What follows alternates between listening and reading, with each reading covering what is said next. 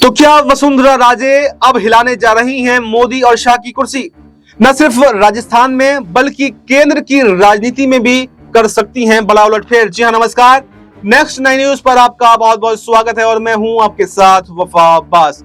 इस वक्त की सबसे बड़ी खबर वसुंधरा राजे को लेकर आ रही है, क्योंकि कहा यह जा रहा है कि अध्यक्ष पद की रेस से जब से उनका नाम पीछे हटा है तो वसुंधरा राजे भी अब बगावत के मूड में दिखाई दे रही हैं और अपना बदला वो मोदी और शाह से लेने जा रही हैं, क्योंकि उन्हीं के कहने पर वो राजस्थान से के मुख्यमंत्री पद से बाहर हुई थी और उन्हीं के कहने पर वो इस इंतजार में थी कि आखिर कब वो घड़ी आएगी कि जब वो राष्ट्रीय अध्यक्ष बनेंगी। लेकिन राष्ट्रीय अध्यक्ष पद की रेस से उनका नाम बाहर हो गया है। और आपको बता दें कि राजस्थान की पूर्व मुख्यमंत्री वसुंधरा राजे रह चुकी हैं और न सिर्फ राजस्थान के अंदर बल्कि सांसदों पर भी एक मजबूत पकड़ वसुंधरा राजे रखती हैं। और अगर वो बगावत बीजेपी से कर जाती हैं तो न सिर्फ राजस्थान की सरकार गिरेगी बल्कि केंद्र की सरकार में भी बड़ा उलटफेर, बड़ा परिवर्तन होता हुआ दिखाई दे सकता है, क्योंकि इस बार बहुमत के साथ में बीजेपी की सरकार नहीं है बल्कि बैसाखियों पर टिकी हुई है। और ऐसे में अगर अपने ही सांसद साथ छोड़ देंगे तो फिर बैसाखियों का तो क्या ही भरोसा। लगातार खबरें आ रही हैं। अभी हाल ही में एक वीडियो यहाँ पर वसुंधरा राजे का काफी ज्यादा वायरल हुआ। उस वीडियो में वसुंधरा राजे अशोक गहलोत के साथ में बैठी हुई दिखाई दे रही हैं।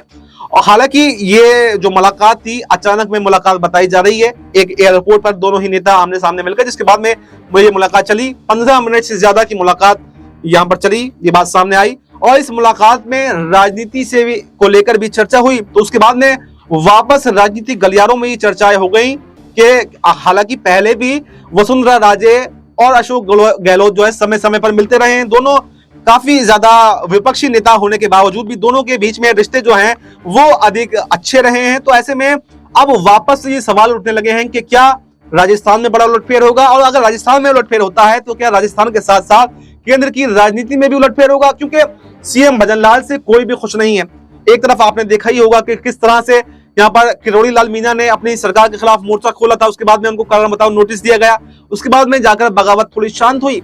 लेकिन अगर वसुंधरा राजे यहाँ पर बगावत करती हैं तो कोई उसको शांत नहीं करा पाएगा, क्योंकि वसुंधरा राजे किसी से डरने वाली नहीं है, किसी से धमकने वाली नहीं है। और ना सिर्फ राजस्थान के अंदर उलटफेर होगा बल्कि कई सांसदों पर भी वसुंधरा राजे की पकड़ है। और वसुंधरा राजे अगर यहाँ पर कोई डील अशोक गहलोत के साथ में कर लेती हैं तो बड़ा नुकसान यहाँ पर मोदी और शाह को हो सकता है, क्योंकि वसुंधरा राजे अभी तक अध्यक्ष पद के इंतजार में बैठी थी और वो अध्यक्ष पद भी अब उनके हाथ से फिसल गया।